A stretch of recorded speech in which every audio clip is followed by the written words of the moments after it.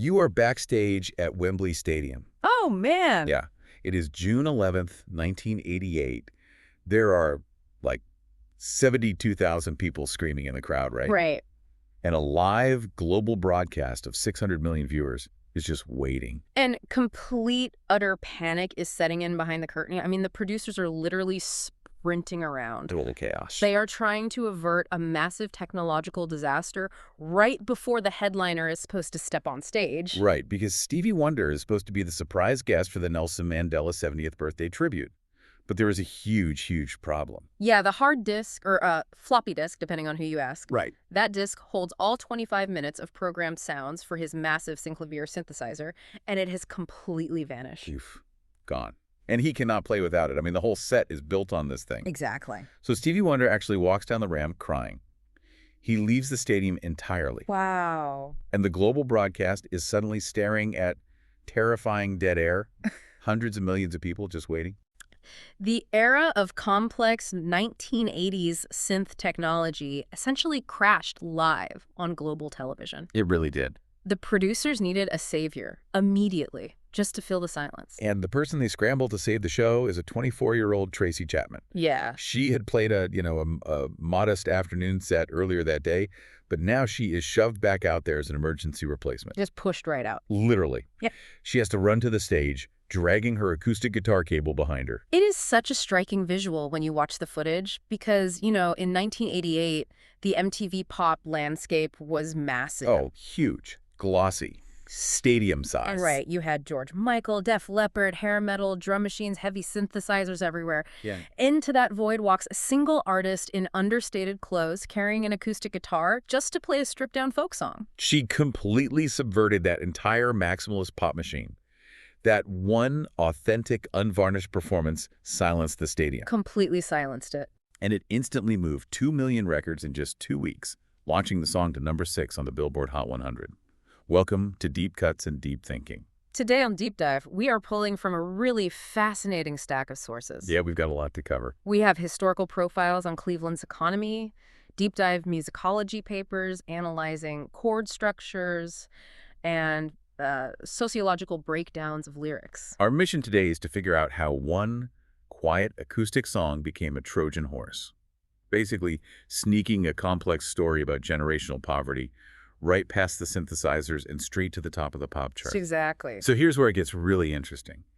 How did a 24-year-old have the exact right grounded perspective to hold the attention of the entire world with just a voice and 6 strings? Well, to really grasp that, we have to trace the origin of her perspective. Right. Chapman was born on March 30th, 1964, in Cleveland, Ohio. And her early life was basically the exact curriculum for the song she would eventually play on that global stage. Yeah, because her grandparents had actually come from Mississippi as part of the Great Migration, right? Yes, seeking an escape from the Jim Crow South. But Cleveland in the 60s and 70s was a city in slow collapse. Right. She grew up in a working-class enclave called South Broadway, raised by a single mother. And amazingly, her mother gave her a ukulele when she was just 3 years old. 3 years old. That's incredible. Right. And as she grew up, Chapman was intensely observant of her surroundings. The socioeconomic reality of Cleveland at the time was defined by post-industrial decline. Which was happening all over the Rust Belt. Exactly. And strictly as historical context, from the sources we read, the late Reagan era was defined by a massive economic shift. You had deindustrialization hollowing out manufacturing cities right alongside the defunding of social safety nets. And what did that actually look like on the ground for someone living there? I mean, day to day. Well, it looked like the bedrock of a community vanishing. The factories that provided stable, multi-generational blue-collar jobs, they were shutting down or moving away. And this created a widening wealth gap where the working-class infrastructure was fading fast. Just evaporating. Yeah. Storefronts boarded up, neighborhoods changed, and the pressure on single-parent households skyrocketed. And Chapman absorbed all of this. She saw it firsthand. She watched her own family members and neighbors work exhausting jobs as the industrial economy around them just started to fracture. So she eventually earns a scholarship to a preparatory school in Connecticut and then heads to Tufts University in Boston. A huge shift in environment. Yeah, and this is where her worldview really crystallizes. She studies anthropology and African studies. She takes every ethnomusicology class the university offers. She was a sponge. And she is out there busking in Harvard Square, riding fast car late one night in 1986 with her miniature dachshund sitting next to her on the couch. I love that visual. You know, reading through her background at Tufts, I keep thinking about this analogy. It feels like Chapman's songwriting is exactly like a trained anthropologist taking field notes on the American economy. Oh, that's spot on. She isn't just writing a personal diary entry about a bad day, you know. She is clinically mapping out a deeply flawed socioeconomic ecosystem. I love that analogy because it perfectly captures her methodology, the disciplines she studied, anthropology and ethnomusicology. They train you to observe human systems from the inside out. Right, to look at the structure. Exactly. They teach you to map the structures that constrain individual lives, to resist the urge to moralize, and instead to just describe what is happening with clinical empathy. Which is so rare in pop music. Extremely rare. And she applies that exact anthropological lens to the lyrics of Fast Car. Which is why the lyrics read so differently than your typical 1980s pop anthem. Yeah, it's not a party song. No. It allows you, as the listener, to see how the song functions less like a traditional radio hit and more like a detailed contemporary short story about cyclical poverty. Yes. I mean, the narrator of the song is one of the most fully realized characters in the American folk pop canon. She builds this deeply complex character in under 5 minutes. It's wild. We meet a young woman who is forced into a tragic psychological duality. Okay, break that down for me. So on one hand, she is a dreamer who wants to fly away. But on the other hand, she is immediately forced into a caretaker identity. Right, because of her parents. Exactly. Her mother leaves the family because she wanted more out of life. So the narrator makes this devastating moral calculation to drop out of school to care for her alcoholic, unemployed father. The phrasing she uses to describe that choice is so striking. She just says, somebody's got to take care of him. Just like that. There is no melodrama. It just sounds like a resignation letter to her own youth. It really does. Okay, let's unpack this. Wait, so is the car actually the villain here? Is it less of a getaway vehicle and more of a symbol for the false promise of the American dream? If we connect this to the bigger picture, the song is a brilliant interrogation of the American dream's myth of mobility.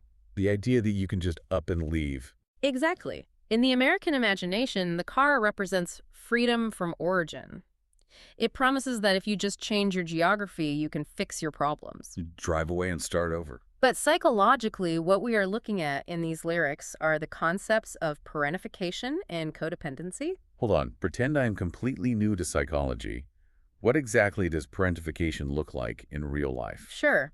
So in a healthy family dynamic, parents absorb the stress of survival so the child can just focus on developing and learning. Being a kid. Right. Parentification flips that script entirely. It happens when a child is forced to take on adult emotional or financial responsibilities way before their psychological architecture is ready to bear them. Wow. So the narrator internalized this caretaker role so deeply that it became her default setting for love and obligation. Which perfectly explains the tragic arc of her partner in the song. Yes. Because they formulate a plan to escape. They actually make it to the city. But the physical migration doesn't translate to socioeconomic advancement? No, not at all. They end up living in a shelter. She gets a job as a checkout girl. Well, And the partner. yeah, the partner. He becomes a replicated pattern of her father. He can't find work. He stays out drinking at the bar. And he sees more of his friends than he does of his kids. She escaped one dependent and unconsciously selected another. The cycle wasn't broken by movement. It was just relocated. That is so dark, but so true to life. It is. And this brings us to the central motif of the song, the car itself. Our sources highlight how the car operates on 4 distinct symbolic levels throughout the track. Okay, what's the first one? First, it starts as escape, a literal vehicle out of her stagnant hometown. Right, physically leaving. Second, it represents agency. There is a power asymmetry where she has the plan, but he has the vehicle. Ah, yeah. You got a fast car, I got a plan to get us out of here. Exactly. Third, it becomes an illusion. It's that fleeting feeling of the wind in your hair that masks the grim reality of your destination. Just feeling like you're moving. And finally, by the end of the song, the car becomes a burden. Because the fast car couldn't outrun the structural barriers, right? Yeah. Because the structures weren't just systemic, they were psychological. Exactly. Generational poverty reproduces through these internalized caretaker patterns. Moving to a new city doesn't fix a broken social safety net, No. and it definitely doesn't fix the trauma of parentification. The feeling of being trapped in that cycle isn't just in the lyrics, though. And this is what blew my mind when reading through the musicology sources. Oh, the music theory behind this is incredible. That feeling of entrapment is brilliantly engineered into the music theory and the production of the track itself. If you listen to the sonic architecture of this song, it is literally the sound of stagnation. The musicology of Fast Car is an absolute masterclass in narrative alignment. The defining instrumental feature is that iconic acoustic guitar riff. Everyone knows it the second it starts. Instantly, Chapman plays it with a capo on the second fret using G major shapes, which transposes the sounding key to A major. And the chord progression is a continuous loop. It's D, A, F sharp minor, and E. But the crucial part is that the loop never resolves. It just keeps circling. It never lands. You know, I kept thinking about this analogy while listening. That endless, unresolved four-chord loop feels exactly like a treadmill or a hamster wheel. That is a great way to put it. You are expending all of this energy, you are sweating, you are running as fast as you can to escape, but the scenery around you never actually changes. You're just stuck. You never arrive anywhere. That is her minimum wage reality at the convenience store. That is a phenomenal way to describe what the harmonic language is doing to your brain. It creates kinetic energy without forward progress. Right. But the true genius of the composition is a concept known as melodic-harmonic divorce. Wait, pretend I know nothing about music theory. What does a divorce between melody and harmony actually feel like to the human ear? Well, in traditional classical Western tonality, the vocal melody is expected to emphasize the underlying chords to create stability and comfort. Like it matches up. Exactly. It tells your ear, you are safe, you are home. But Chapman creates a stark independence between her voice and her guitar. How so? During the verses, she completely omits the root note, the D note, in her vocal melody, even when the guitar is playing a D major chord. So she is actively refusing to give the listener a foundation. Exactly. It creates this profound feeling of not belonging, of floating in midair. Your ear is desperately waiting for that grounding D note, and she just refuses to give it to you. What's fascinating here is how disciplined she is with that tension. She holds it back for the first 2 entire minutes of the song. That is a long time in pop music. An eternity. She only finally hits that D note on the second syllable of the word remember, when the chorus finally explodes. Yes. And reading about the studio session, that is exactly when the drummer, Denny Fongheiser, hits this massive, reverb-drenched snare drum. Boom. It is timed so perfectly that it literally mimics the sound of a car engine finally turning over and starting up. The release of tension is unbelievable. It is brilliant. And the production choices made by David Kirschenbaum at PowerTrack Studio were absolutely critical in preserving that raw emotional core. What did he do differently? He made the deliberate decision to underproduce the track. He put Chapman in a vocal booth, capturing her deep alto lead vocal with a vintage Neumann TLM-49 microphone. Just super clean. Right. And to prevent her acoustic guitar from bleeding into the sensitive vocal mic, they literally just placed a cardboard baffle over the guitar. A piece of cardboard. It sounds so delightfully low-tech compared to the stadium rock of 1988. Totally. And the rhythm section is so disciplined.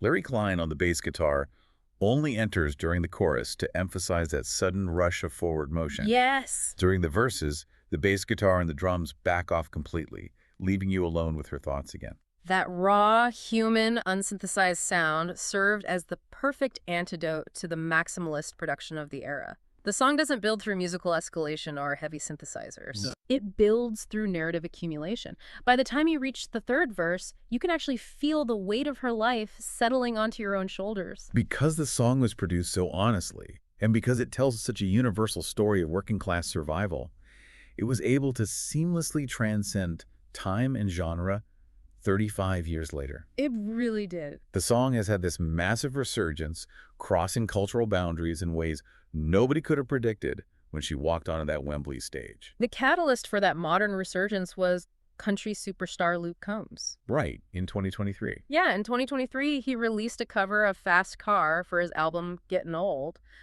What is remarkable about his version is how little he changed. He kept it so faithful to the original. He didn't alter the gender of the narrator. He even retained the lyric, "I work in the market as a checkout girl."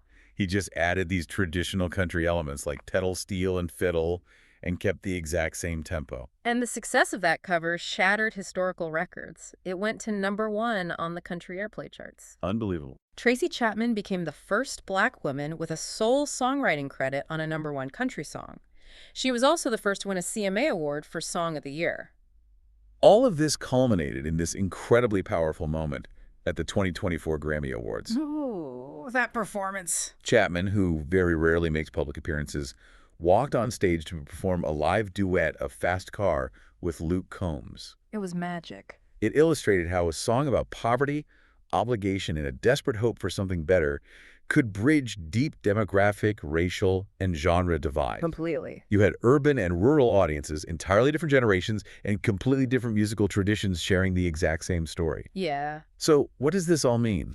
Isn't it beautifully ironic that a song fundamentally critiquing the broken promise of the American dream ended up creating this ultimate historic American success story? It is a massive irony. Right. A song about how the system fails people ended up uniting completely different audiences decades later. It is the ultimate paradox. The song explicitly argues that the American dream is flawed. It tells you that a job is no longer sufficient to keep working-class Americans out of poverty. Right. And that geographic mobility is an illusion. Yet, the creation of that very critique secured Chapman's legacy as an American standard. Amazing. It proves that acknowledging our shared struggles, the feeling of running on a treadmill and getting nowhere, is sometimes the most unifying thing we can do as a culture. It is an incredible journey to trace. I mean, think about it. A missing floppy disk at Wembley Stadium in 1988 gives a 24-year-old with an acoustic guitar the chance to expose the flaws of the American economy on live television. And she nailed it. And through her anthropological eye, she creates this timeless masterpiece that crosses over into country music history nearly 4 decades later. It leaves us with a profound question to ask ourselves. Because you have to remember, the narrator in the song doesn't stay naive forever. Right, she wakes up. By the end, she realizes the car isn't going to save her. She tells her partner to take his fast car and keep on driving. Leads about me. Exactly. It challenges you, as the listener, to look inward. What is your fast car in life right now? Ooh, that's a good question. Right. What geographical change, what new job, or what material possession are you secretly banking on to solve an internal structural problem? Just hoping it magically fixes everything. Because if you don't address the root, that problem is actually just going to follow you wherever you drive. If you like this episode, please like and subscribe.